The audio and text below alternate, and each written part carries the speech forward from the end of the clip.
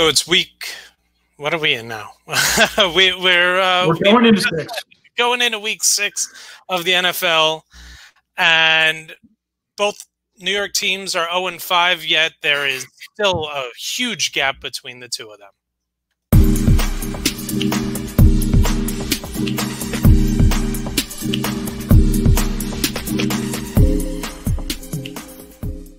All right, welcome into a new episode of the Zero Technique Football Podcast. I'm your co-host, Ryan Stern.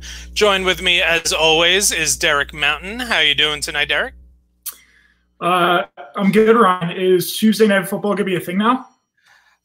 Well, as long as teams keep testing positive for coronavirus. I mean, who knows? Maybe Alabama is going to have to play on Tuesday nights now with Nick Saban and the athletic director testing positive. Just say their business as usual. Their business as usual. SEC's got to play their football. We all know that.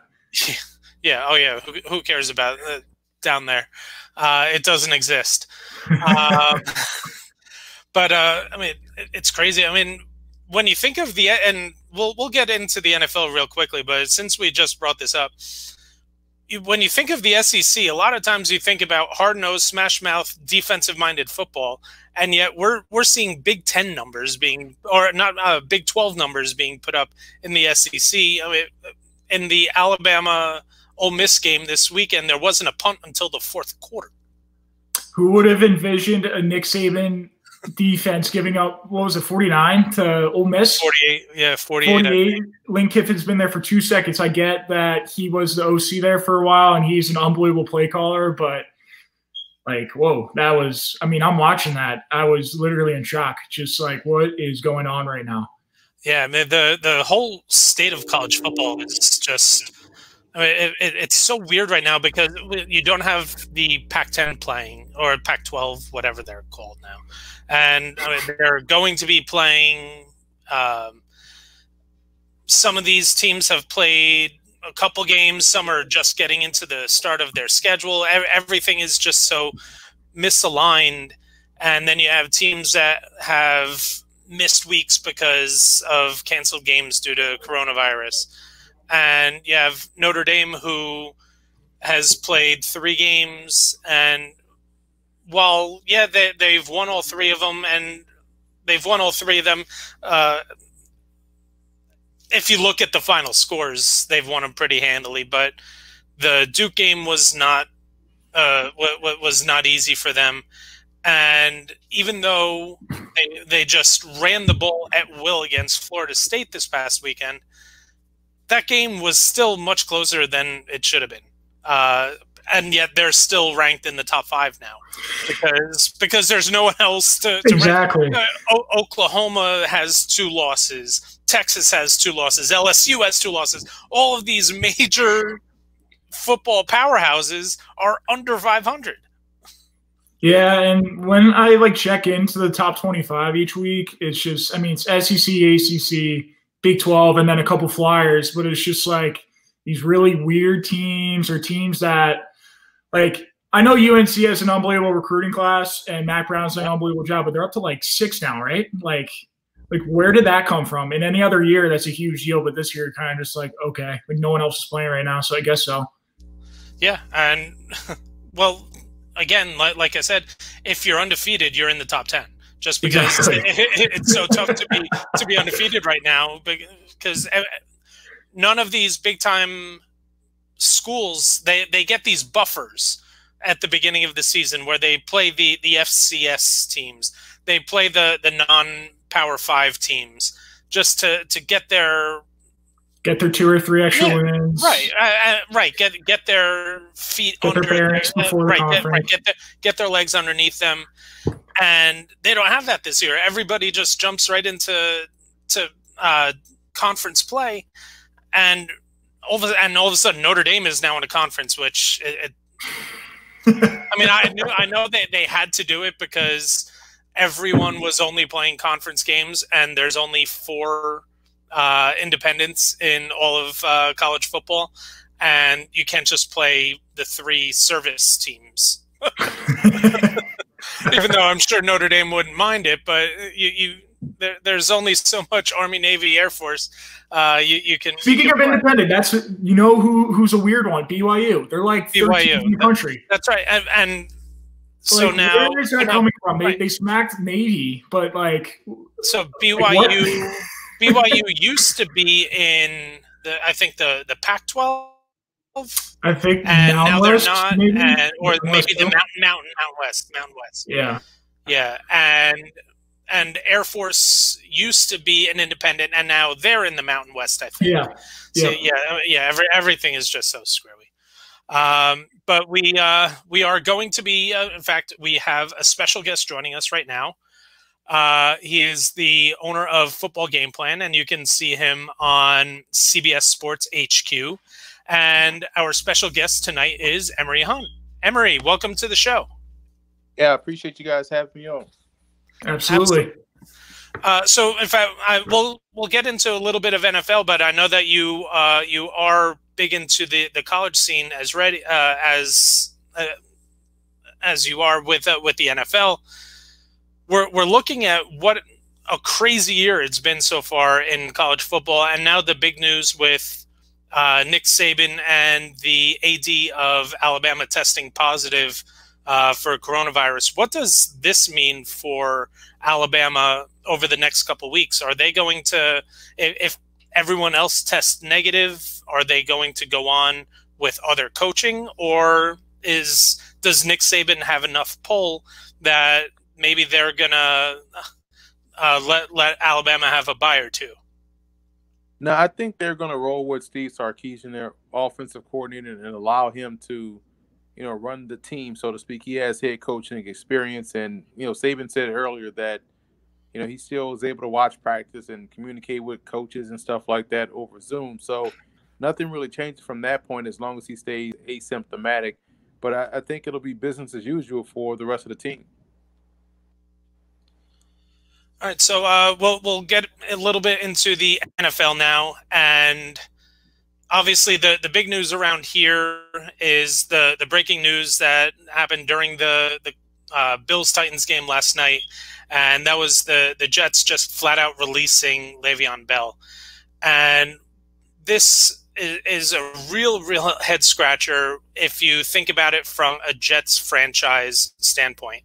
Was this move solely done to just get rid of the back end of his contract, or was it also to appease Le'Veon Bell? Because we could all see the writing on the wall that Bell wasn't happy with the way he was being used or with Adam Gase. I think it makes sense for them because, they have a young guy they drafted in LaMichael Piron that they want to get in and get more reps. And if Bell publicly states that he didn't want to be there, it makes sense for them to try to move him. They couldn't find a trade partner, so they just released him and decided to eat that cost. At the end of the day, they want to get their young guy in there, and they still have Frank Gore. So it was a cost that they were willing to eat because of a guy that was disgruntled. They have young players, and they also have a stable veteran. So they were in a bit of a place of luxury in that regard to make that move with Le'Veon. There's obviously a lot of speculation with a guy with that kind of name, Le'Veon Bell. Even if he's not the guy he was 2 years ago, people are still going to be very curious. What are some fits, some teams that you think would be good fits, that anything you're hearing about landing spots? I think ideally you look at places that can use a stopgap veteran, at least for the time being, places like Chicago, maybe New Orleans. You look at Miami could be a spot. Those are Washington would be another one that I could think off the top of my head would be places that could use a back right now that could help them the rest of the way, during the season. And then the rest of the way after the season, you just let the chips fall where they may. But for the most part, those are some of the teams that I can see right now that would have an interest in Le'Veon. And one of the teams that everyone always brings up when a big name player gets released, because we've seen them go after the big name player where that they can get on the cheap, is the New England Patriots. And we all know that they don't have a bona fide number one running back. Are the New England Patriots a fit for Le'Veon Bell, or are they just not looking to bring someone with that kind of character in after the fiasco with Antonio Brown last year? You know, talent always wins out. So any team that wants to upgrade that position, Le'Veon would be an attractive choice. You would factor in any offense that has a quarterback like Cam Newton would be beneficial to any tailback, especially one that has the skill set that Le'Veon has. So you have him paired up with someone that's mobile, and that could be a situation where it could work out for both parties involved. So yeah, I would add them on the list as well. Just staying on this kind of train of thought, another big name that's being thrown around is AJ Green. We saw the sideline incident, the pick where he gave up mid route, and you hear him kind of mouthing, "If they're not going to use me, just trade me." He's obviously disgruntled. Him and Burrow haven't been able to really connect in the early part of the season. New England's been talked about. They have a real serious need for receiver. Do you think that that's a serious possibility, him going to New England, potential trade partners that Cincinnati could have for AJ Green? All options are definitely on the table. I would suspect for a guy like AJ Green, who still has some good years left in this game, if you're looking for a receiver and you have the ability to go and get one, he would be one that you can definitely go target.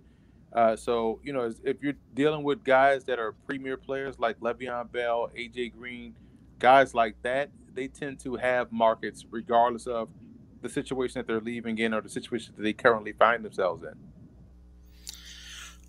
One of the bigger things that happened this weekend, which, again, there was writing on the wall, when they lost their 5th game of the season, the Falcons went out and fired Dan Quinn and their coach and GM, Thomas Dimitroff.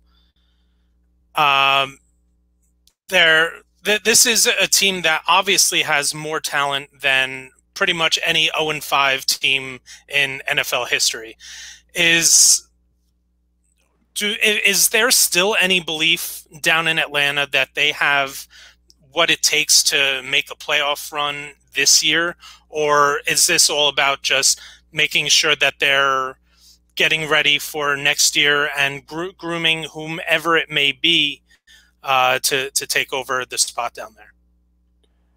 I think, you know, you're at the point of the season where you're 0-5, and you know, we've seen crazier things happen in the NFL, especially dealing with this pandemic football season that we have.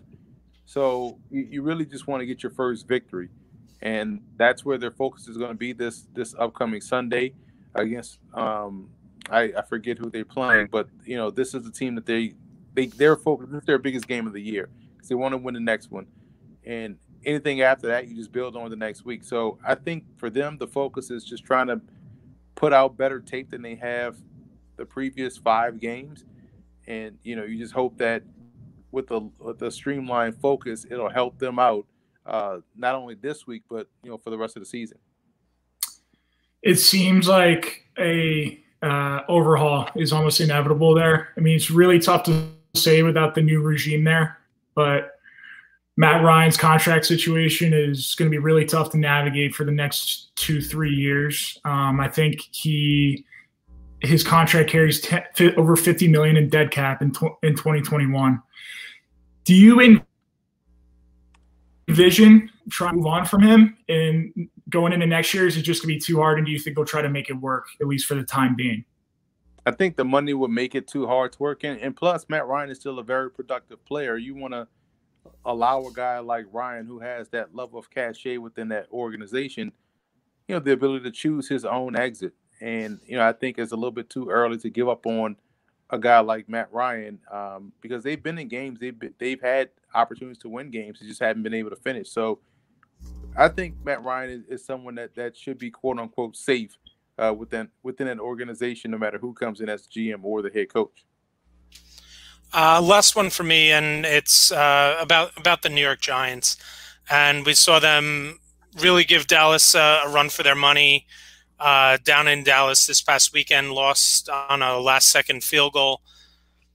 But there's still a lot of talk about the the lack of progression from Daniel Jones. We're still seeing the turnovers. While they weren't as plentiful this past weekend, it was a big one that allowed Dallas to get back into the game on a fumble that was returned for a touchdown. Are there any rumblings within the organization about how much faith they actually have in Daniel Jones to be the future quarterback of the Giants beyond this year? Or is this still something that even though he was the number 6 pick 2 years ago, it was a different regime and they may be willing to move on faster than someone normally would from a number 6 overall pick?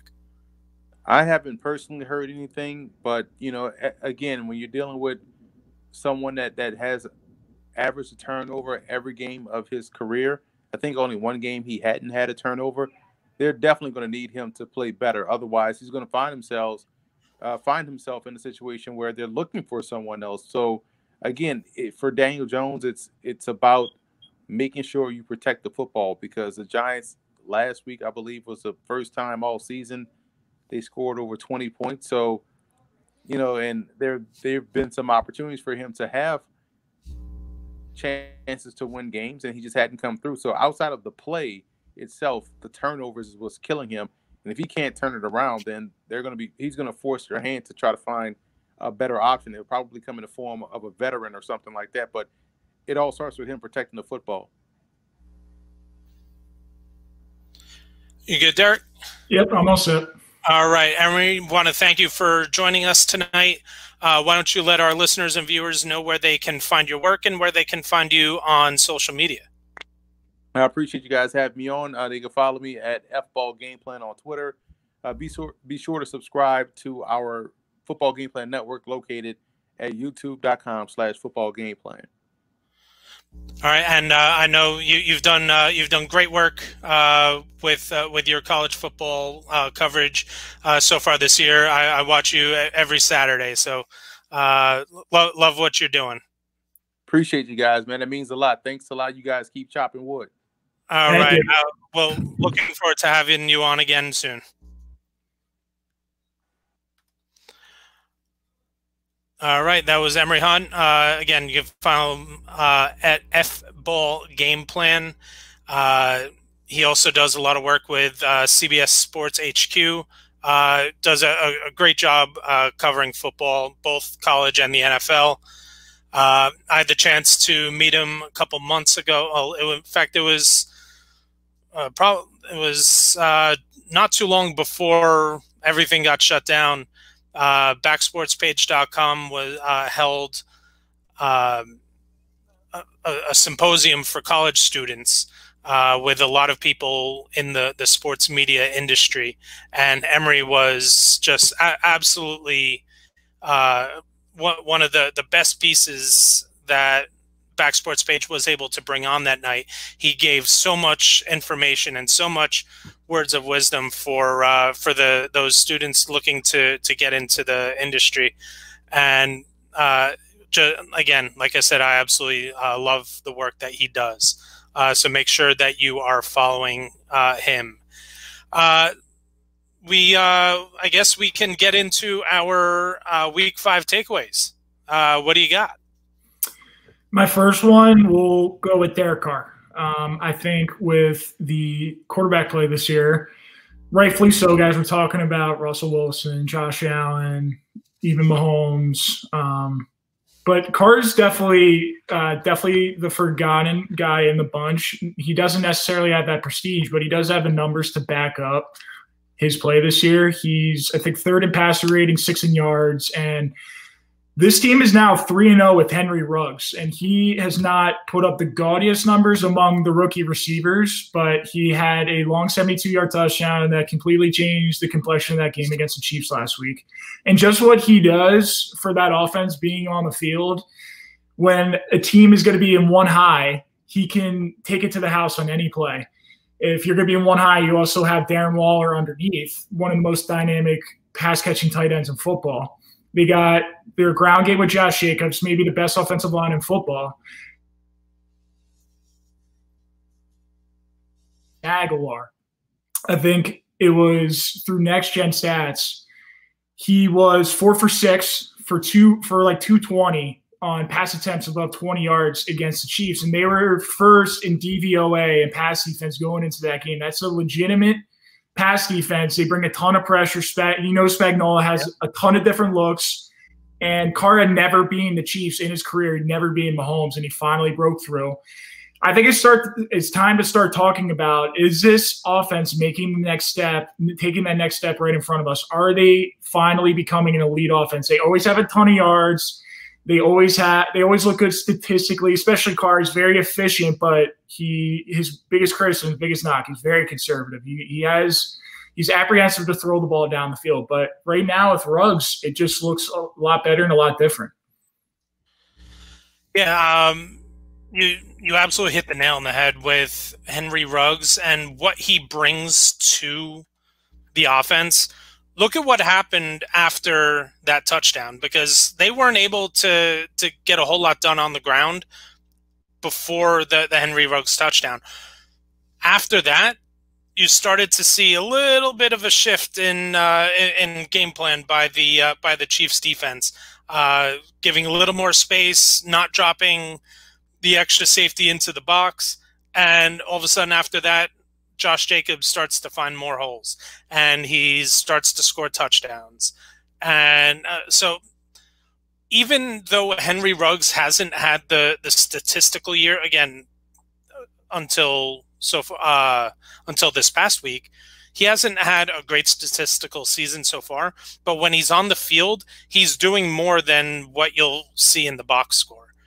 And if he continues to, because he's had a case of the drops, if he continues to make those plays downfield, he's just going to open up the offense to be more balanced, because of the fact that teams aren't going to be able to focus underneath on Darren Waller and on Josh Jacobs. My first takeaway is going to be about the San Francisco 49ers, and that the injuries have finally caught up to them. I think they rushed Jimmy Garoppolo back a little bit. He was not ready. You could tell he was not ready to play this past week. And what was one of my takeaways last week? I said the Miami Dolphins are not bad. I said the Miami Dolphins are good.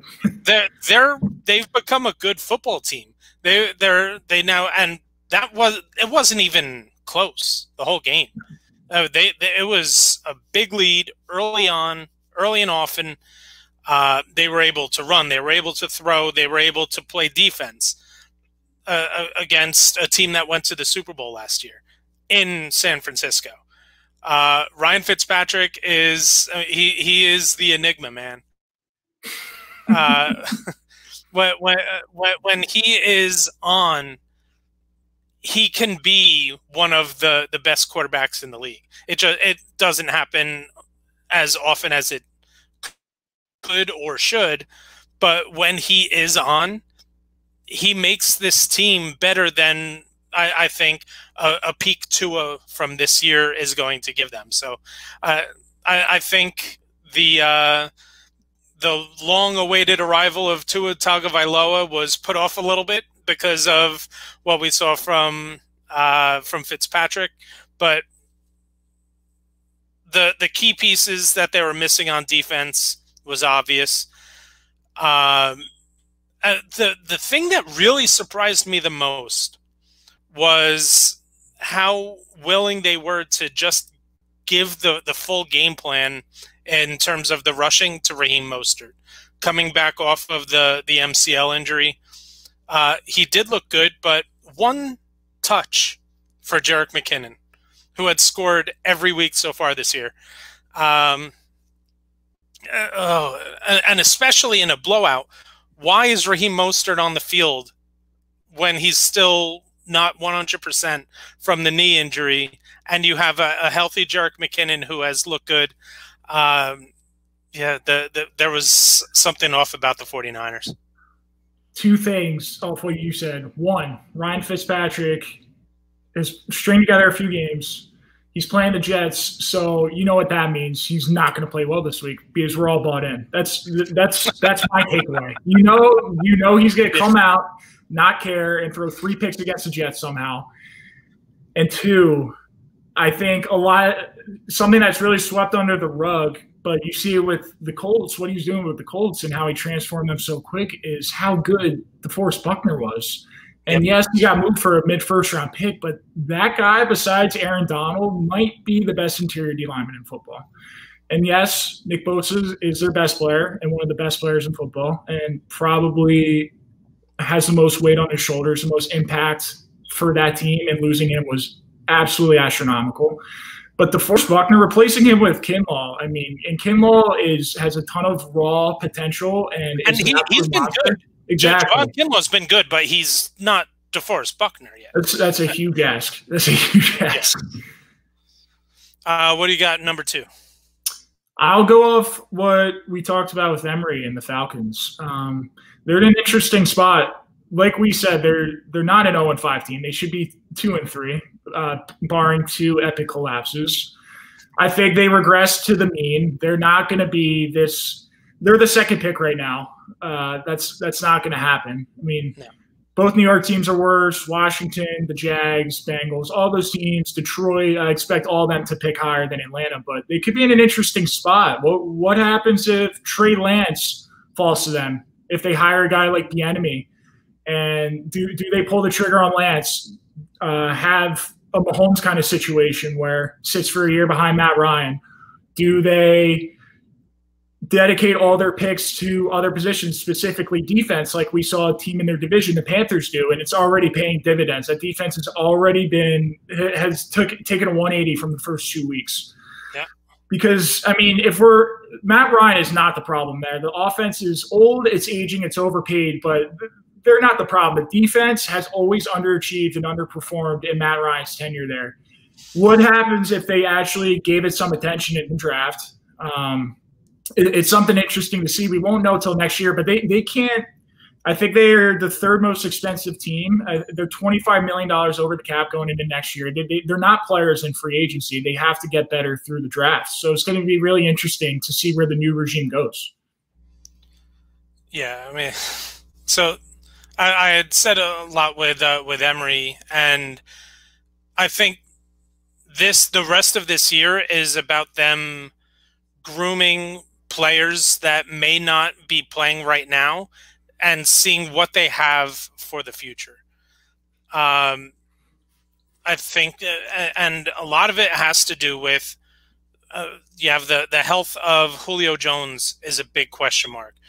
One of the few big time defensive investments they've made in the draft, Takk McKinley, has not been able to stay on the field, and when he's been on the field, he's been ineffective.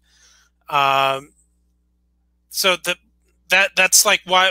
And again, until this year, the Giants' defense has actually been pretty good, but the Giants have failed to address the defense over many of the previous drafts, and the one year they did, they drafted Eli Apple. So you can't expect a whole lot from a unit when you continue to avoid making it better with bigger investments in the draft, and then when you do, have misses. So they need to start grooming some of their younger players, see what they have, and get in position to make an impact pick next year. And the coach. Quinn's gone, Dimitroff's gone. They're next. The players aren't dumb. They know that. This is tape that they're putting on for the new regime. They're going to try to prove that they should be kept on the roster for next year. I think they dug themselves too deep in a hole. They're not going to be a playoff team, but this team will be a competitive team for the rest of the year. Absolutely. My second takeaway is that a lot of people are expecting, and again, thoughts and prayers out to Dak Prescott. And I'm a Giants fan. You're an Eagles fan, but that's not something anyone wants to see. And first of all, I mean, did Tony Romo actually say I know. He was grabbing his calf. I know. I hope it's just a cramp.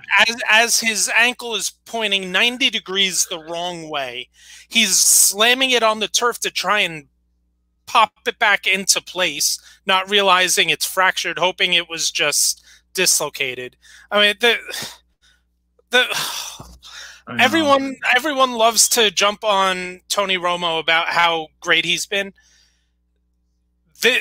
He hasn't been this season.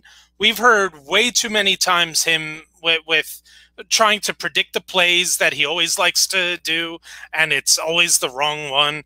It's been a bad Tony Romo year this year.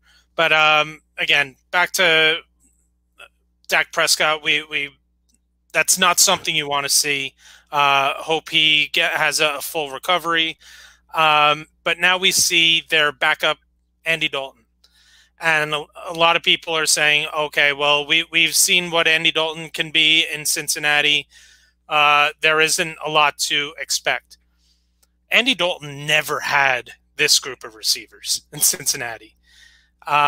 He was at the tail end for Ocho Cinco and Hushmanzada. He may have even come after Hushmanzada had left, but I know he was there for the end of Green.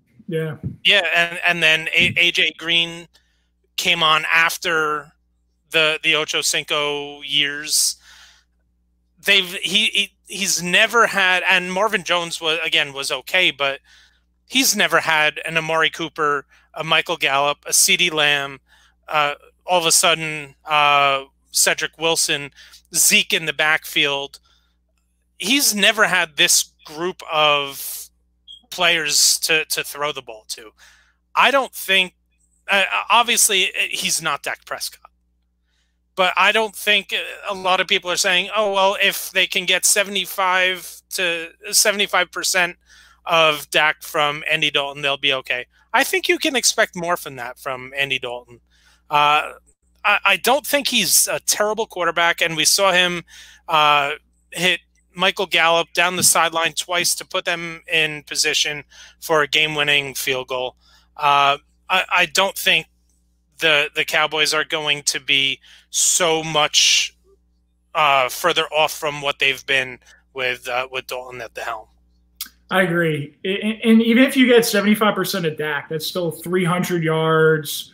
That's still two or three touchdowns a game. Yeah. Like, that's fine. And I think that Tony Dungy said it might be a blessing in disguise. That might be a little bit of an overreach, but I get his premise where they're going to have to run the ball more, and that's going to help this defense out. That's going to help this offensive line out. I mean, they have both their tackles out for the year. Huge hits from Lyle Collins and Tyron Smith. They need to help out these guys like Terrence Smith and Knight at the tackle positions, run the ball, give them some confidence, make it easier for them, maybe not dropping back and throwing it 45, 50 times a game. And it'll give Dalton easier looks down the football field. Yeah, and you have third-round rookie Tyler Beattish in place of Joe Looney at center.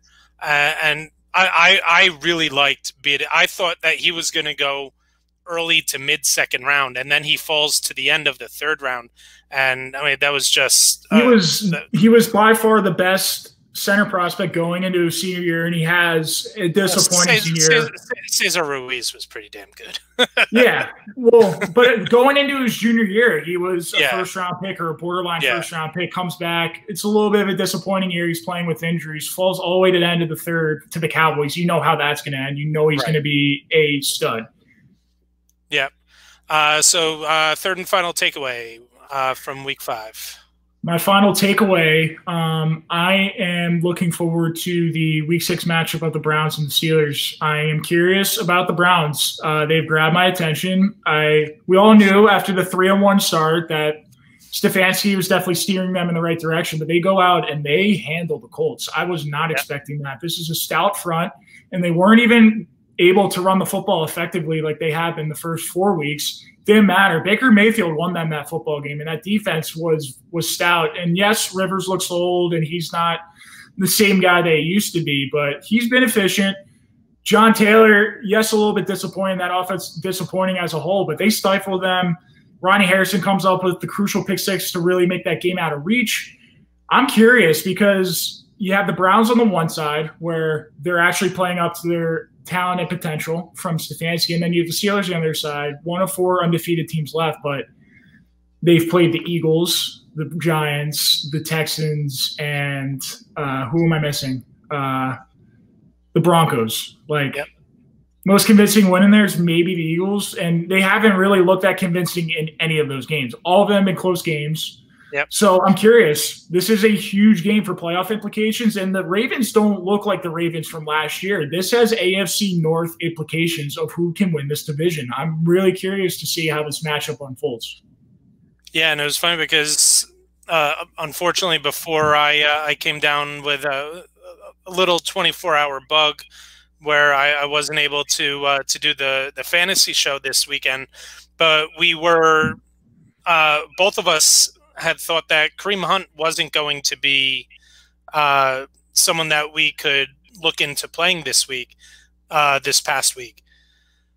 I was unfortunately, well, it turned out to be fortunate, but because of injuries and bye weeks and COVID, I was forced to play him in the two leagues that I have him in, and he was an absolute stud. And I think that goes to show you that Kareem Hunt is now in the the realm of he's a must start.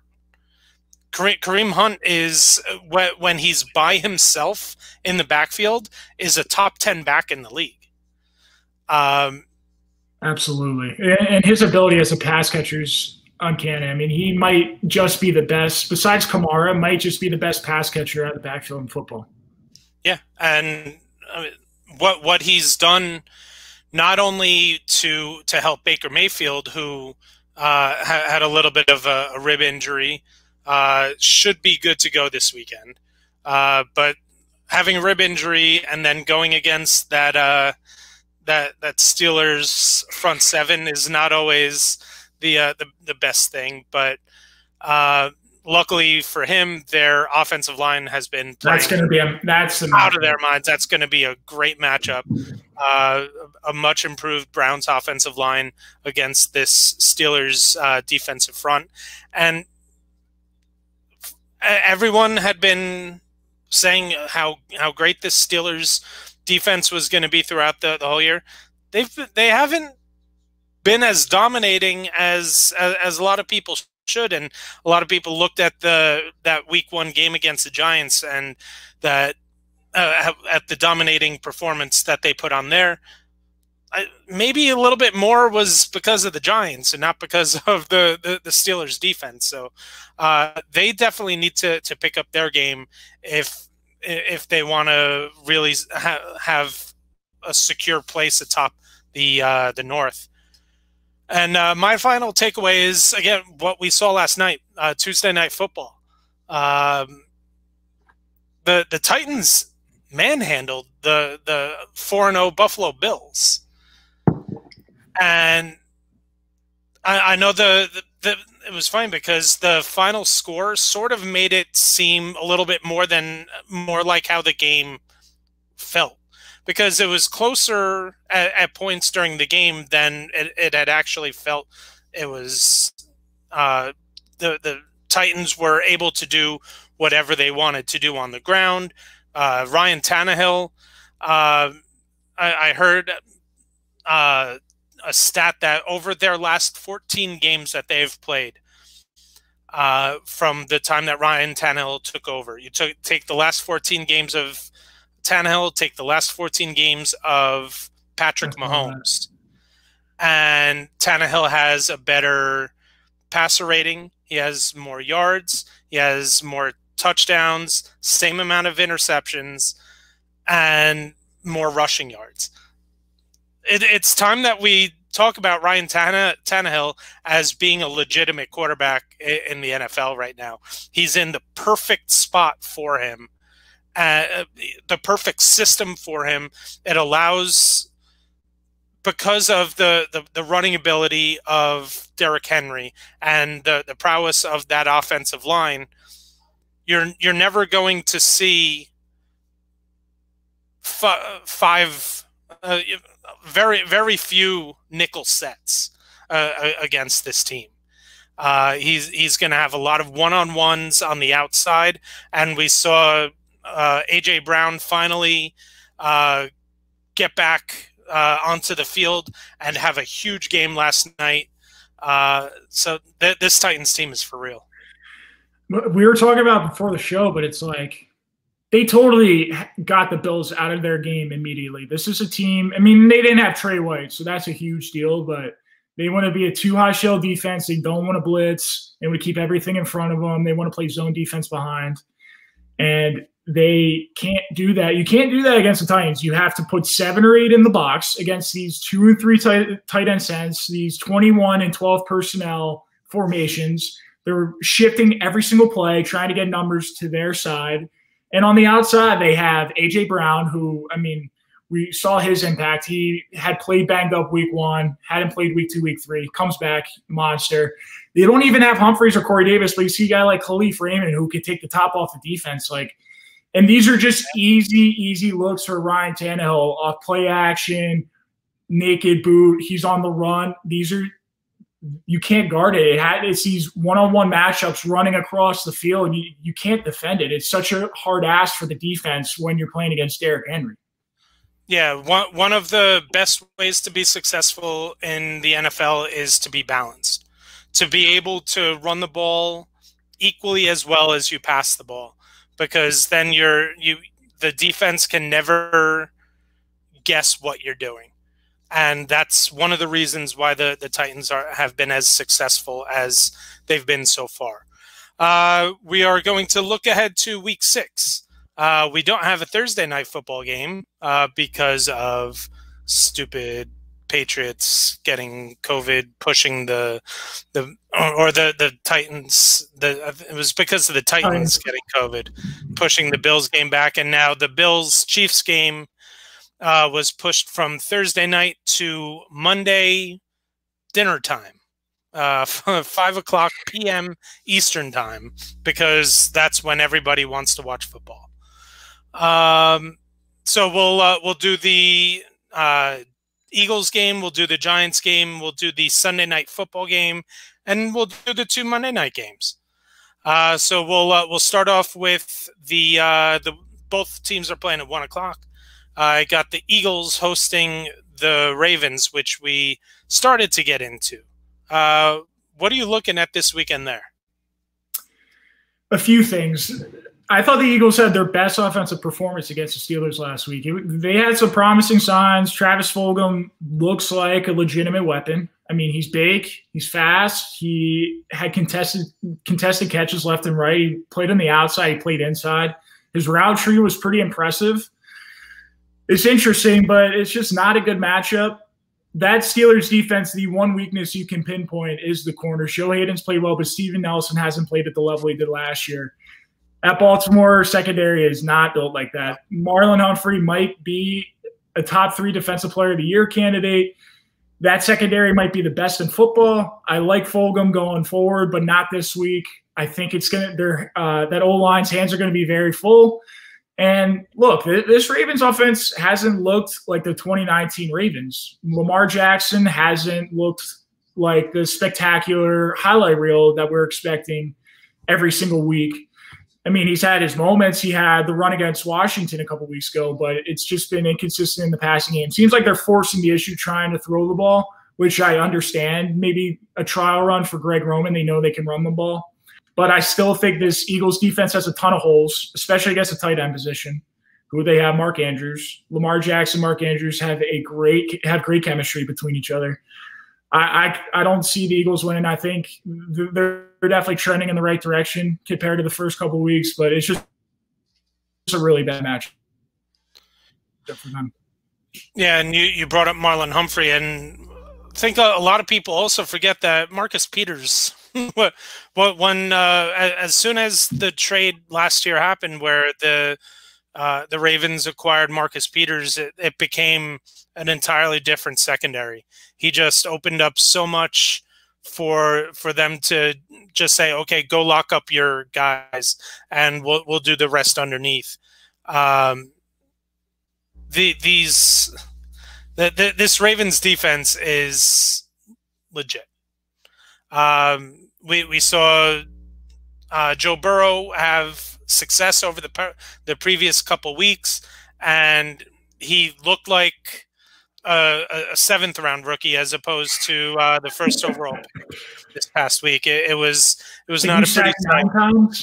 It was not a pretty sight for Joe Burrow this past week. Again, the Bengals offensive line is still not where it needs to be, but the Eagles offensive line isn't where it should be either. I'm expecting this to be a closer game than most people are giving credit for. I would probably look at the Ravens to win, the Eagles to cover. Then we look at the Giants, and they host the Washington football team for the first time. God, these are two really bad teams. The two really bad teams. And we saw last week one of the great stories, and we hadn't gotten into it yet because I knew we were going to talk about excuse me, Washington here, was the return of Alex Smith. And for everything that guy has been through, to see him get back onto the field and come away from it healthy and in one piece and with a smile on his face was such a great sight. But I think what a lot of people didn't actually take a look at was that he wasn't good at all. No. It was an 8 for 16 for 36 yards, I think it was. Yeah, he's about 4.5 yards of completion. That's not good. No. And the odd thing was that once we saw Alex Smith come into the game, we saw Antonio Gibson disappear from the game plan. And it was all J.D. McKissick. I don't understand the reasoning behind that, but Rams just put a beating on that defensive line. Put a beating on the Washington offensive line. It was not pretty at all, and they've already announced that they are going back to Kyle Allen. I don't think it matters that much. As bad as the Giants are, I think they're a better team right now than Washington. And I think the Giants have a lot of positives to take away from this past weekend against Dallas. James Bradbury is one. I think he's the number 2 rated cornerback by PFF so far this year. He only allowed 1 catch to Amari Cooper all week last week. I think it was 1 catch on 2 targets, so they weren't even looking his way. Bradbury has just been that good. So I'm taking the Giants this week. I think he hit the nail right in the head. I mean, Aaron Donald went out there and had 4 sacks. I know it's Aaron Donald, but the interior, especially of this Washington offensive line, is really, really struggling right now. And that's one of the strong points of the Giants. I mean, we're seeing Dexter Lawrence make strides. Dalvin Tomlinson's a nice player. Leonard Williams has been pretty good this year. I think that's a huge mismatch. On the other side of the football, Washington's a little bit beat up on that defensive line right now. Chase Young's playing hurt with a ripped groin. Ioannidis is out. That's the one part where I think Washington could take advantage. But it's like you said, this Giants defense is playing better than it seems. Each week they have a positive that can come out of it. Week 1, they play well against the Steelers. Week 2, Chicago scored 17. They shut them out in the second half. Week 3, they were on the field the entire game against San Fran. They held in there. Dallas this past week, they generated a touchdown. And I mean, that's offense that's generated the most yards in football. And they go against Kyle Allen and Alex Smith this week. I agree. I expect the Giants to come out and dominate. I don't really see Washington scoring too many points in this game. I think it's going to be a low-scoring affair. I'm expecting like a 21-10, 21-13 game from the Giants. Yeah, I mean, the Giants they're 2.5-point favorites. The over-under is only 42.5, and I find it hard to envision this game reaching 42.5. It's offenses that are struggling, and at least one defense is playing well, and they're going against the offense that's struggling even more. So yeah, I would look to take the Giants to cover and the under. Sunday night football this week. We have the Los Angeles Rams heading up the coast to San Francisco to take on the 49ers. This is a 49ers team that I talked about earlier in the show, that the injuries are starting to catch up to them. The Rams are starting to put pieces together and look much better. How do you see this game? I have a weird feeling I think San Fran will play a lot better this week, but I agree. I think it's just too much to overcome. Seattle's gotten the most publicity in this division, and this is a loaded division, but the Rams are the most complete team in this division. They are dynamic on offense. They have playmakers on defense. The offensive line has surprisingly been very good. Defensive line has Aaron Donald, so they'll just be elite right there. They've had up and down play, but good play from Tyler Higbee. They can run the football. They've run the football really well. They've made it easy, kind of like Tannehill. They made it easy for Goff, and he's played well. He executes the offense really well. I think the 49ers are going to cover just because it's a divisional game. I think Kyle Shanahan is going to clean up a lot of those mistakes. Jimmy G is going to get a little healthier. He was not right with that high ankle sprain. Another week of rest. He only played one half last week. I think that'll do him a lot of good. I think the 49ers will play well, but the Rams are just a lot better than the Niners right now. Yeah, right now the Rams are favored by 2.5, and the over/under is set at 50.5. This is a Rams team that I think is playing good football right now, and the 49ers are just they're out of sorts right. They haven't, once they're starting to play better teams, they're starting to get exposed with the injuries.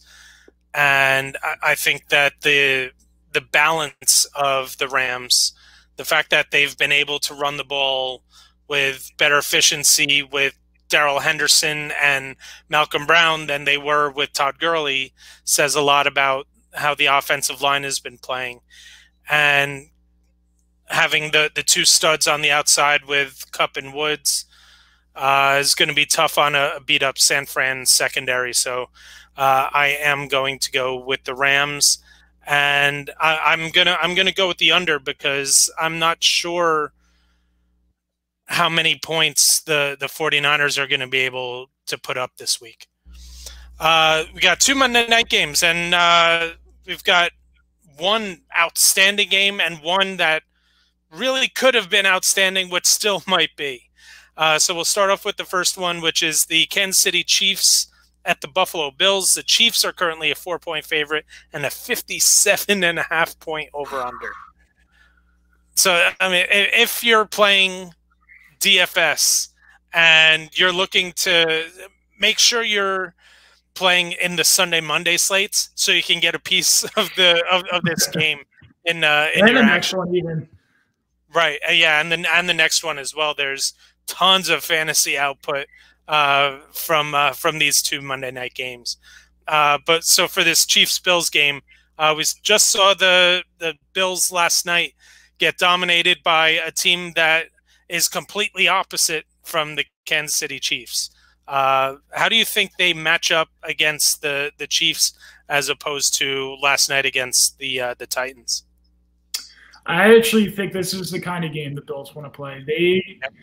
And it's almost it's a changing of the guard for them because they've been a ground and pound, tough it out kind of team, like taking that Buffalo identity in Josh Allen's first years, but they couldn't be further from that right now. Their speed, they're fast, they're athletic, they attack on offense and defense. And that's exactly how the Chiefs want to play. When they get in that ground and pound and they have to play with numbers in the box on defense to compensate for a guy like Henry, it's really hard for them to adjust. But with the Chiefs, they've been struggling to run the football ever since their week one game against the Texans. I actually think they match up really well. They get Trey White back. They get John Brown back, that was a really big hit for them. The Browns had the Bills had a ton of drops last night, one leading to an interception. A guy like Andre Roberts has to fill in and play on the outside. That's not optimal. He's a special teams guy. Seth Roberts? Was Andre Seth Roberts, right? Or Seth Roberts. Seth Roberts. It's John Brown, Diggs, and Cole Beasley in the slot. That's one of the most dynamic wide receiving cores in football. Yeah. We saw the Raiders just pick apart this Chiefs pass defense, and they have guys like Ruggs on the outside, Aguilar in the slot. Bills have better personnel than the Chiefs. I know it's crazy, and you don't pick Patrick Mahomes to lose twice in a row, but I'm going to do it. I'm going to take the Bills on Monday night. Yeah, I'm gonna take the Chiefs. I think one of the things that's missing about this Buffalo team is what happened to the defense. This was supposed to be one of the most dynamic defenses in the league. They have how many first-round picks playing on? And I think last night they missed. You said they missed John Brown. They missed Trey White. They missed Tre'Davious White so much last night. That's a completely different game with Tre'Davious White on A.J. Brown than with Josh Norman. And how about Derrick Henry just sending Josh Norman parallel to the ground with that stiff last night? Oh, and you know Odell Beckham's watching that game and just laughing his ass off. He needs to retire after that. That was unreal. That was unbelievable. I've never seen a man fly like that on an NFL football field. From a stiff arm, it wasn't even like someone was picking somebody up and making a tackle. That was he was moving horizontally too. It wasn't like he wasn't even going that fast against Henry. But whoa. But this is a Chiefs team that just like the Patriots when they're coming off of a loss, they seem to come out more focused. I think Spags is going to have this defense playing a lot better this week than they were last week. The key is going to be the containing of Josh Allen. Are they going to be able to reduce the amount of rushing ability from Josh Allen?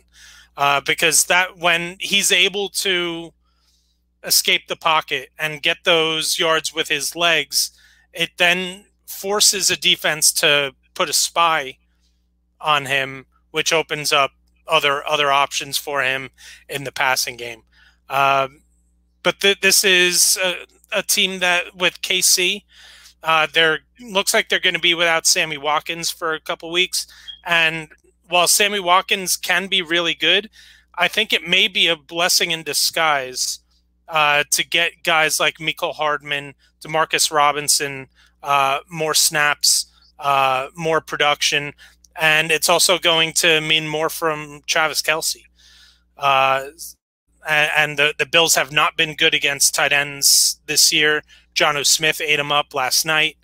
So I think I would take KC. And I would actually, right now, I'm leaning towards the over because I think this is going to be a fun ball game. Agreed. And the final game of the week is going to be down in Dallas, where the Andy Dalton-led Dallas Cowboys will host the Arizona Cardinals. The Cardinals are actually favored by 2 with a 54.5 point over-under. Man, this is a Cardinals team that had been struggling the past couple weeks, and then they get the remedy of all remedies, playing the Jets. That's how you get right. You play the Jets. Best cure for a football team right there. And I think what we saw this past week from Arizona is going to be something we're going to see more as we get into the season. They're starting to shift away from Kenyon Drake being the only guy in the backfield. Chase Edmonds and Kenyon Drake looks slow, especially compared to what we saw last year. We know that there was the issue right before the season started where he showed up in a walking boot. Is that still an issue with him? It very well could be. But Chase Edmonds looks like the faster and more dynamic player out of the backfield. And a Cliff Kingsbury offense going against this Dallas defense is just has all sorts of points. I'm expecting about 52 targets and 48 receptions for DeAndre Hopkins this week, something like that. But he'll have a season against Dallas. He'll have a season's worth of stats against Dallas. Yeah, I'm taking the Cardinals. As much as I said that, I think the Cowboys won't be so far off with Dalton instead of Prescott. This is still I think a better Cardinals team than a Cowboys team right now. Yeah, it's interesting. You said it. First 2 weeks, Cardinals look like a real player in the NFC West, and then the next 2 weeks, it's a completely different team. And against Carolina, week 4, we saw Kyler Murray throw for 133 yards and 24 completions. A remarkable number in that offense. It was I don't know if you saw this, it was the lowest yardage total for a quarterback with at least 24 completions in NFL history. I believe it. I was absolutely stunned at that number. In that offense, too, where Kingsbury wants to use all 52.5 yards, sideline to sideline. He stretches the field out better than any offense in the NFL.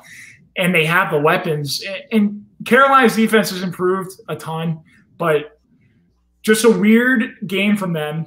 Like you said, they play the Jets. They look normal now. And look, Dallas is better, but that defense is not better than the Jets. It's going to be more of the same. The biggest hit for the Cardinals is the loss of Chandler Jones. That is a gigantic loss for them. He's out for the year. The man is so underrated because he's in Arizona, but he had 18.5 sacks last year. He's still one of the best pass rushers in all of football. That's a gigantic loss for them. But they got Budda Baker back last week. That's a big deal for that secondary. I expect the Cardinals to win too, but going back to the Drake issue, he does look very slow. It looks like he put on weight to be that workhorse, and he's that between the tackles runner, but that's not his game. He's getting 0 targets. He doesn't look explosive. He's still gotten 60 yards in 4 of the 5 games, and he's only one of 4 running backs to do that, surprisingly, but he's had a ton of opportunity. I still expect him to get a lot of work moving forward, and Chase Edmonds is in the perfect spot. He's a perfect change of pace back. You saw it against the Jets. It was pounded with Drake for 2 yards. Edmonds comes in the first drive and gets a 29-yard touchdown around the end. He's just a jolt of energy for this offense. Dallas has been awful on every single level on defense. You get flashes from Aldon Smith. DeMarcus Lawrence had his moments against the Giants last week. Diggs has the look of a number 1 corner, but he's a rookie still. They're throwing him out there into the fire. He's still busting like a rookie cornerback does. And Jalen Smith doesn't look good. Without Leighton Vander Esch, a lot more goes on Jalen Smith, and he does not look good. I expect the Cardinals to score over 30 points against this Dallas defense. I expect Kyler Murray to run wild against them and throw for over 350 yards again. I'm expecting the Cardinals in a shootout. Yep. And the one thing with DeMarcus Lawrence actually had the play that probably the turning point of the game, which was when the Giants were up They got up 17-3. Dallas comes down, scores a touchdown to make it 17-10. Giants are going to get the ball back. They've scored on all 3 drives that they had it, and Lawrence is able to just he left Andrew Thomas in his dust and knocked the ball out of Daniel Jones's hands, which was picked up for a touchdown, a defensive touchdown for the Cowboys. That was a complete momentum swing. But you're not seeing it enough from Lawrence. I think it was their second takeaway of the entire season. Yeah. So I mean, no, it's they need more of those kind of plays to have any sort of chance. But yeah, I'm going Arizona in a shootout as well. It's going to wrap it up for this week. We will have the BSP Sunday morning fantasy this week, so make sure you're tuning into that. Subscribe to us on YouTube. Click the bell so that you get notified when we go live. We got great other web shows. Got the trifecta.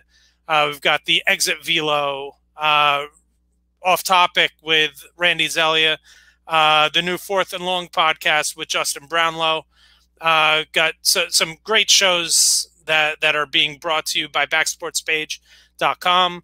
Make sure, like I said, make sure you are subscribing on YouTube and on Facebook so that you get the notifications when we do go live. Check us out Sunday morning for the fantasy show.